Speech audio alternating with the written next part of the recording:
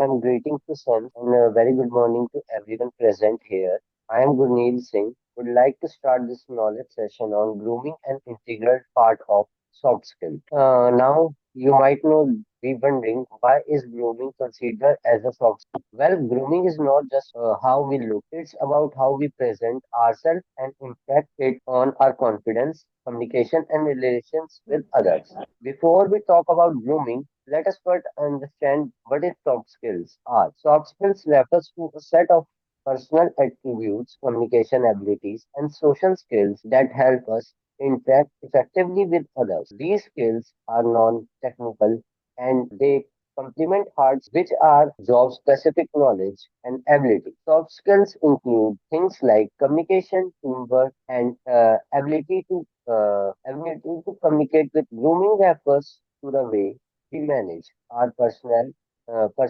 hygiene and style.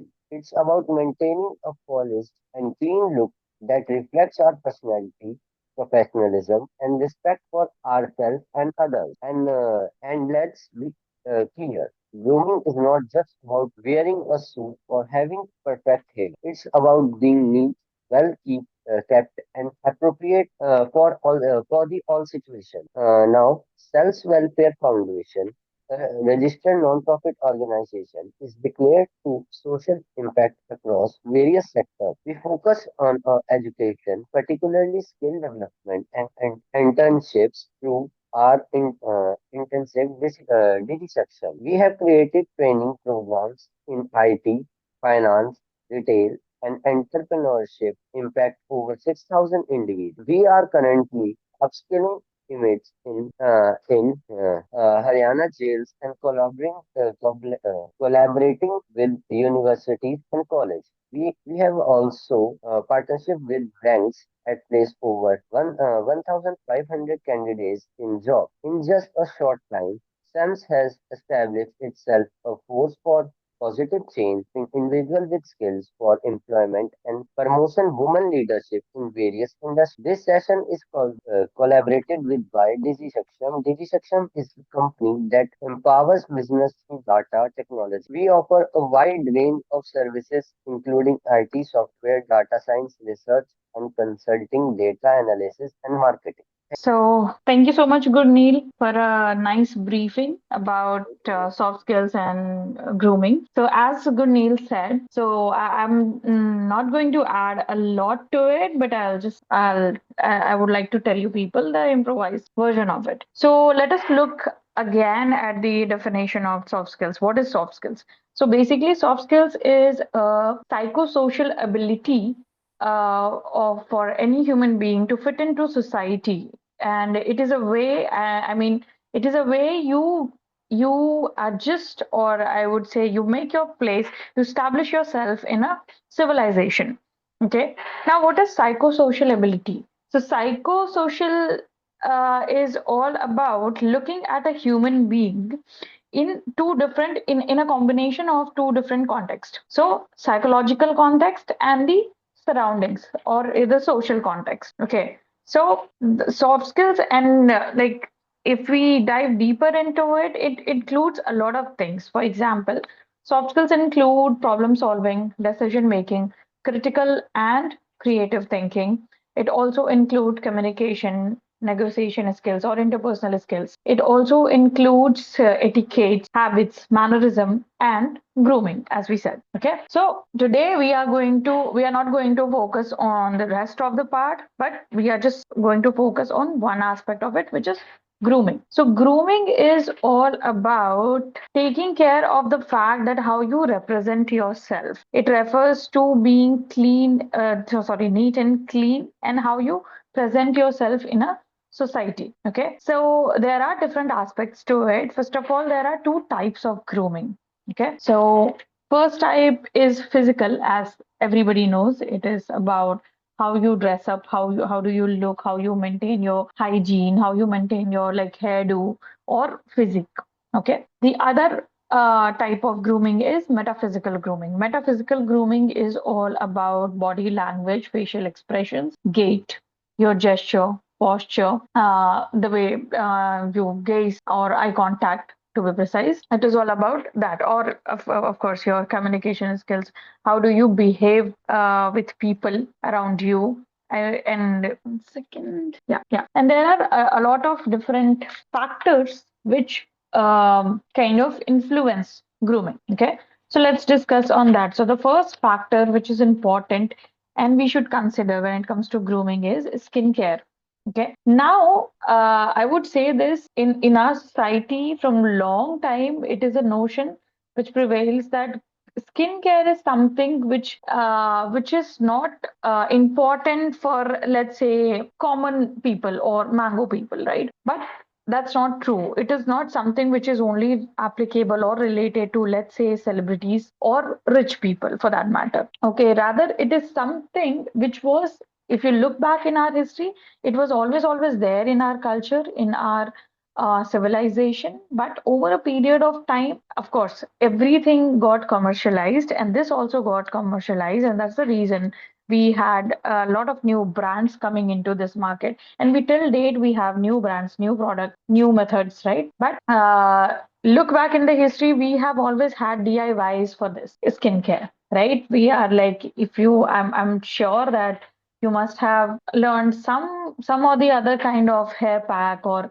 skincare pack, like skin face pack from your mothers or grandmothers, and they always had those, tricks and tips how to do things, how to make your skin look better, your face look better, and just with very common everyday ingredients which you'll find in your kitchen probably, right? So skincare earlier it was there, but of course because of commercialization of everything, it somehow it was like distant from us, from the middle class, let's say, right? But now again, I would say if you really want to project something called self love, so best way of projection of self love is self pampering, which is also a very big chunk of grooming, I would say. Self, whenever you pamper yourself, whenever you take care of yourself, what you are doing ultimately is it's a projection of self love or self pampering.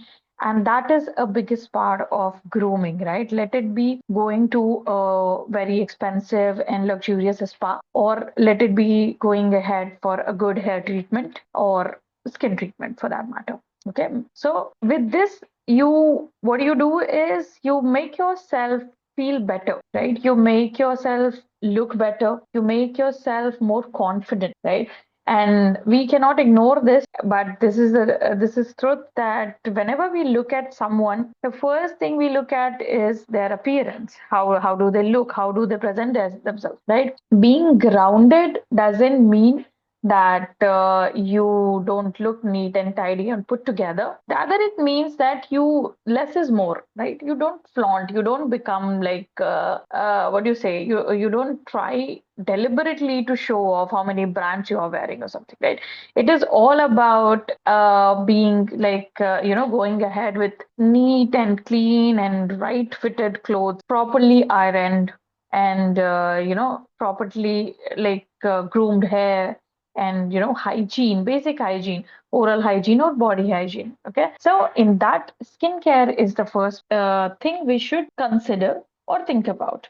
Okay, now there are methods for skincare. I mean, the regular ones which I believe that every woman over here must be knowing, that moisturizing, then there is a method called CTM, cleaning, toning, and moisturizing, right? So this is a basic of, let's say, skincare. And next thing which is important is about being clean. So this is about all about hygiene. Now, hygiene is not only about, let's say, having wearing a clean cloth. Rather, it is also about wearing a clean footwear. Let's say a lot of time we focus a lot on the dressing, or whatever clothes we are wearing according to occasion, but we ignore footwears, right?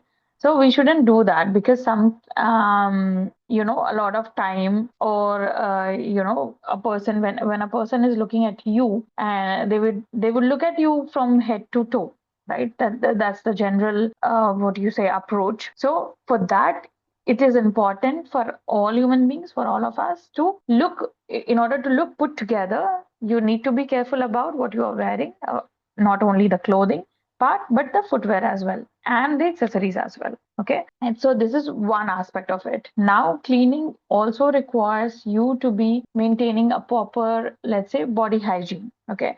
So over here, smelling good comes in the picture. Now, when I say smelling good, you need not go to Zara and buy expensive perfumes. Rather, what you can do is you maintain your body hygiene, right? Use whatever good soap or body wash options are available in the market according to your budget. See, whenever I always suggest this to people who are willing to improvise their quality of life, I always suggest that you need not spend a lot all the time on all the products or something. Rather, what you can do is have a budget for everything. Okay. For example, if you need to buy, let's say, perfume or body wash, okay, what is your budget for it? What do you think? How much you are willing to spend? Decide that amount, and after that, see, we are digital natives now, so we have this luxury to research, right? You can research whatever affordable brands are available in that particular range, whatever is your budget, and then accordingly you can go ahead and buy it. Okay, and there are like a lot of Indian brands which are doing really great job on affordable prices. Okay, personally, I love one of the brand called Plum. They are really doing great job when it comes to being being able to provide good quality products on a budget. Okay, so the same way. So body hygiene. So buy a good body wash or good soap which take care of your hygiene. Then, if you want, you can layer it with a good body lotion, body oil, and then the perfume.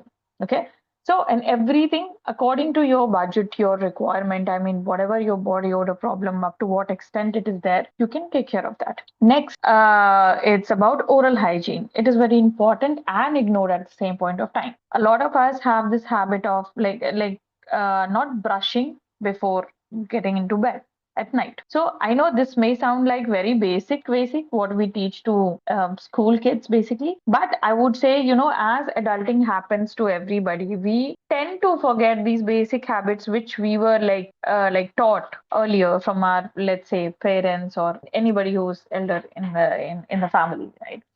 So important and required. So I would say that maintaining a good oral hygiene is again very important, because whenever you in person, let's say, when you start talking to the other person, and if you are getting, let's say, a bad breathing, if that person is getting a bad breathing smell, then what will happen is the whole attention of that person, whosoever is listening to you, it will go on that bad smell. It won't be there. I mean, they can't focus on what you are saying. Rather, the whole entire focus would be on the fact that this conversation should end soon so that they can avoid this bad breathing smell, right? And it's not necessary that it'll happen only in a very close, let's say, conversation or something, but rather, if you don't take care of it, it can increase more than that, right? So, brushing twice a day and including mouthwash as well in your daily regime would be something advisable over here. Okay. Next thing which is important in grooming is dieting. Now, this is something which we women neglect a lot. We take care of everybody in the family except ourselves, right? So, diet is a word which is very classified, or let's say, which is very misunderstood in our country. It is also associated with, it is also one of the word which is associated with rich people or elite people in India, right? Only they can do it. Only celebrities can afford dieting, let's say, right? But that's not true.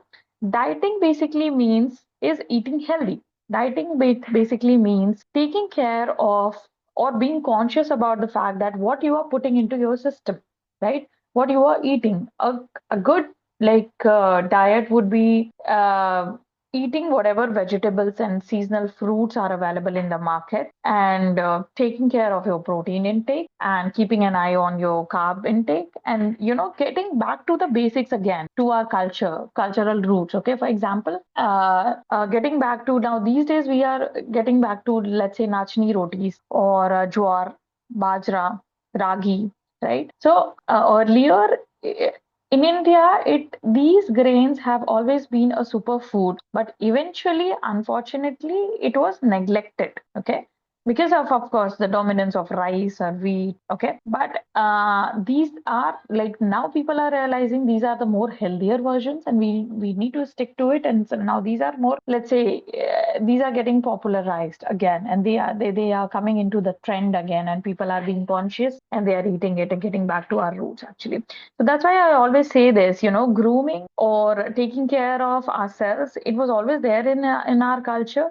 We were always conscious about the fact what we are putting on the skin, on our face. Let it be our natural oils, whatever is available in the country, all like worldwide, like sorry, the entire country, or what we are eating as well. We have always been, as a civilization, we have always been conscious of that, and we have been eating superfoods which have always been a part of our cuisine. So we should be proud of that on that note, actually, and we should get back to that. So having a good, balanced, colorful plate of a combination of good carbs which can come from these grains and good seasonal vegetables as a salad or fruit, it can help. Right. So dieting is all about that. Dieting is all about mindful eating. Okay. You eat what your body requires. You don't eat always what you really want to eat. You don't eat according to your taste, but rather you eat mindfully. You choose consciously what your system needs. For example, I am a coffee addict, right? I need my coffee in the morning. But considering the fact that Hyderabad, it's getting so heated these days, I am trying to avoid that. Rather, I'm just shifting to, let's say, buttermilk if I feel like drinking something. If I'm feeling like lazy or fatigue or whatever it is, I would switch to that according to the season, right? And as you see, in India, we are lucky enough to get these seasonal fruits and vegetables, like still not a great quality now, but it's still up to some extent good quality ones, right? We don't always eat things from things which are kept in the cold storage and then available to us, and not only like packaged foods are available to us, right? So as a country, it's a good thing, and we should save this, and we should thrive on this. Okay. Next thing which is important is about hair care. Now again, hair care is also one of those aspect which is again somehow associated to luxury. That only luxurious people, sorry, elite people can go to the expensive salon treatments, let's say keratin treatment or whatever it is, or hair straightening or curling and whatever. But again, it's not true. There are DIYs, there are a lot of different kinds of oils available in our country, which our grandmothers or mothers, they have been using from years and years, and they've been telling us that apply this, that, and or the combination of it. And we always have a lot of DIYs like related to this as well. And maybe, the world is following us on this, right? You see, earlier oiling a hair, it was always, and very Indian practice. Okay. Then of course, because of, let's say, fashion coming into, or the definition of being fashionable changed, and people started thinking that oiled hair is old fashioned. It's not so something which is into the trend. But now you see, we are getting back to that. Even brands are curating products which says that this shampoo includes this percentage of oil, right? I won't name brands, but there are brands which are claiming on that, right? We are they are like with full conviction, they are saying that our shampoo includes this much percentage of oil and you should use it. It will nourish your hair, right? So not only that, even the sleek look you see these days, sleek oil hair look is so much into the trends. And because of that, again, another product is getting really popularized in the market, which is hair wax kind of stuff. When you do your hairdo, and you to make it look more sleek, more polished, they apply hair wax, and which will make it look which will help you to make your baby hair sit properly and make it look sleek, right? So again, this was a practice, but it is getting revived now. So hair care is about DIYs, maybe oiling regularly, making sure that you are cleaning your scalp regularly, properly. And yeah, of course, if you are comfortable, then trying on the extra products which are available in the market, let it be conditioner, hair mask, hair serum, or whatever, right? So hair care again. And now not only this, hairdo is also very important on this. Now, when I say hairdo is how you make your hairstyle. That is something which is important. How do you keep your hair, like how frequently you get them trimmed or cut, or like have them in a shape, right? Same is applicable on the body, right? It is important for a human being to feel comfortable, confident, and let's say physically fit. You try to, everybody these days are trying to being in a particular shape. I mean, it need not be necessarily according to the BMI, let's say, but still up to some extent being in a shape. And that's why people are getting conscious about this a lot these days and trying to eat healthy, exercise, jog, yoga, gym, whatever they can do, right? Same is applicable on hair as well. To look put together, you need to do your hairdo properly. How do you, have it? Like, do you trim it on like regular basis? Do you get a good haircut every now and then, which makes you feel good about yourself, which makes you feel better, and you feel, let's say, put together. See, confidence, a major part of confidence comes from look. Let us just accept this first, right? And I don't mean that, when I say it comes from look, it doesn't mean that you be conscious about, let's say, your skin tone or the way your hair is. No, you don't become conscious about it. Rather, you start taking care of it. Okay, rather you start feeling proud of whatever you have, and you improvise it, you work on it. Okay, now the problem is, in our country there are some beauty standards we have set, and that is an effect of post colonial as well, and that can be another full-fledged session. Let's not dive deeper into it, but yeah, because of being a country which was colonized for a longer period of time from Britishers, we have set some weird beauty standards, right? For example, fair skin is the beauty, right? But it's not true. We are a brown country, and we look good like in our brown skin as well, like brown skin men or women, both look good, right?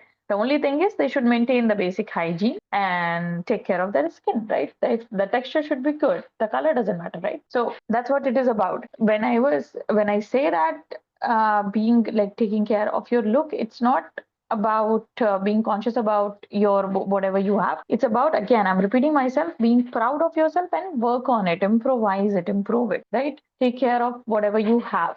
That's very important. Accept it, right? Let it be your hair color, let it be your body color, let it be your height, let it be your weight, right? If you think that you are overweight, it is suggested that keeping your, health aspect, okay, or the strength aspect in mind, should work on it.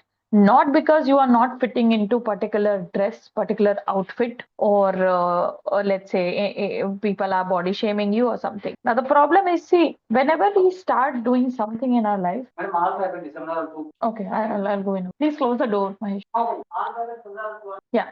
So please close. Yeah. Yeah. Sorry. So as I was saying, it is important for us to understand and accept whatever we have and improvise it, work on it for the right reasons. Whenever you start working on something because of external factors, external reason, let's say, you are not going to end up well. Let's say, because those that reason is external, the motivation which is coming from there, it's external. Let's say, for example, somebody body shamed you. You are little bit or whatever overweight. Somebody body shamed you, and you started thinking, no, I need to work on myself. I want to wear this, wear that, and okay, I'll work on myself. And you start working out or yoga, whatever is your convenience. For a few days, you'll be able to do that, but later, again, you'll leave it. There's no point on doing that, right? So the right thing is would be that maybe if you are overweight, naturally you will have some or the other health issues, right?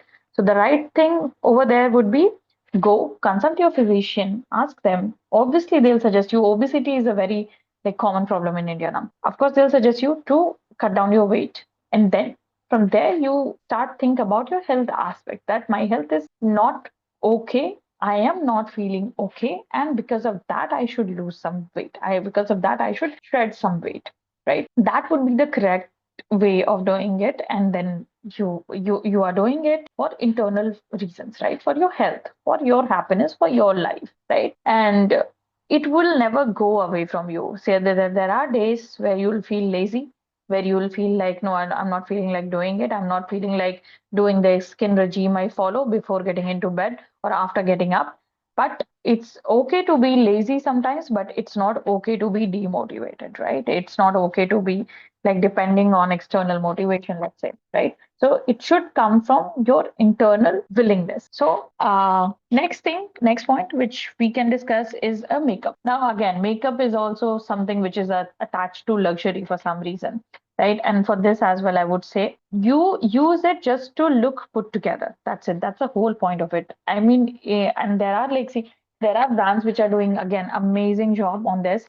You need not have a very full-fledged, long, lengthy makeup regime. Rather, you can, if you are someone who loves to stick to minimal, you can stick to that and use one product, and it can do the job, right? For example, instead of applying foundation, concealer, contour, and everything and putting your face like makeup together. Rather, you can just go ahead with a BB cream or CC cream, depend on your skin, and you are good to go for your work or whatever purpose you are going out for.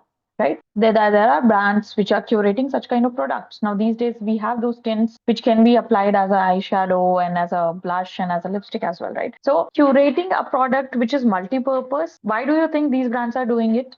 These brands are doing it to minimize the, let's say, steps or the process of makeup, right? So that it will be accessible for common women or like men as well for that matter, right? So that it will be accessible and it should look like something which is doable. See, ever since India became digital, every kind of product you see, we have this luxury of customization, right? Let it be like makeup brands, let it be skincare brands, let it be food, let it be even undergarments, right? We never had, like earlier, there was never this luxury available that people who are, let's say, oversized or undersized, whatever it is, even they can get customized stuff. But now you see there are brands like, for example, Zivame, right? They are doing a great job when it comes to lingerie, film lingerie, right? So I really think that commercialization is a bit of a challenging thing for our country, but on the other hand, it's good as well. It is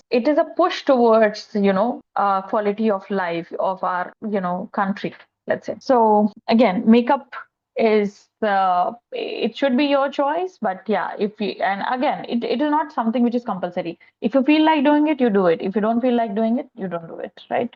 So it's that simple, right? And next is body language. Body language is comes under the metaphysical grooming aspect. So body language is about taking care of how you move, taking care of your posture, the way you sit, the way you walk, right?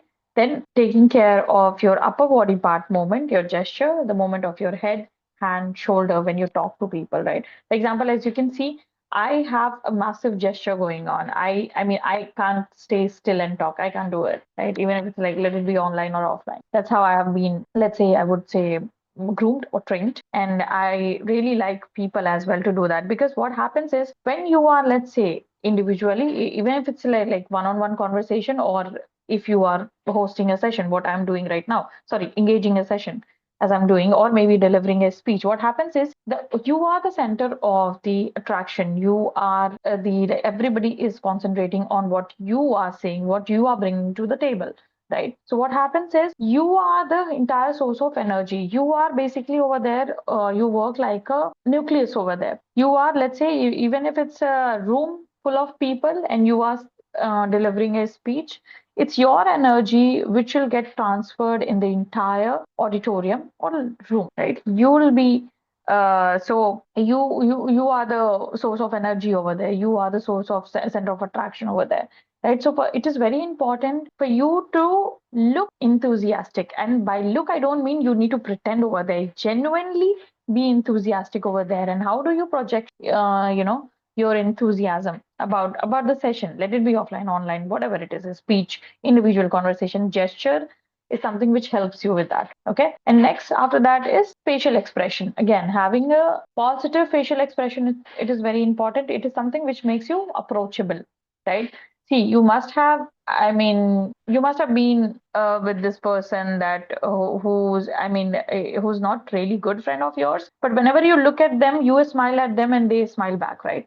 And you feel like, okay, this person is approachable. If I need something, maybe I can approach and talk, right?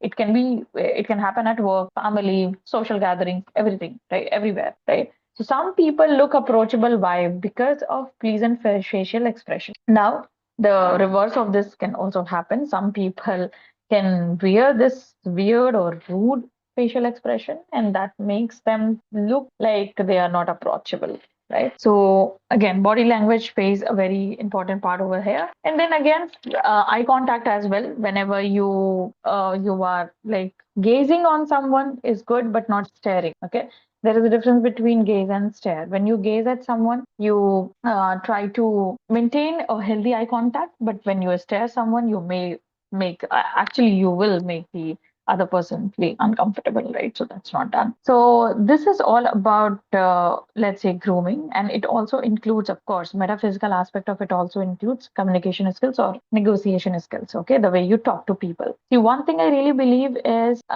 through a good grooming skill, you will stay amongst people hard. You know, it's not only about getting into brands, looking good, looking polished. No, it is about leaving an impact. It is about turning heads. Whenever you enter a room, you turns head, right? So, and it is like important for us as a human being, as a civilization, to understand that people, if you are gifting something to someone, if you are like let's say treating them with a good food or giving them some kind of gift, they will eventually forget it. But nobody will forget that how you make others feel around you, right? How you treat them when they are around you. And that is something which comes from grooming, right? That is something which is a major part of soft skills. That's what soft skills is all about. How do you manage being in a team? How do you, what kind of leader you become? How do you make others feel around you? How you are able to get things done from people, right? Let it be your team member, let it be at work, and let it be in general as well in society, right? Because India is a country. I mean, we are very social animals, right? We